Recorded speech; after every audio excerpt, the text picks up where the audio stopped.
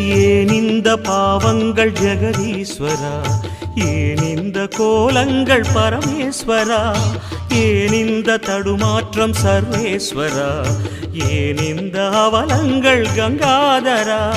மூன்றாவதாம் உன் கண்ணையே நீர் திறப்பீர் உலகுயவே.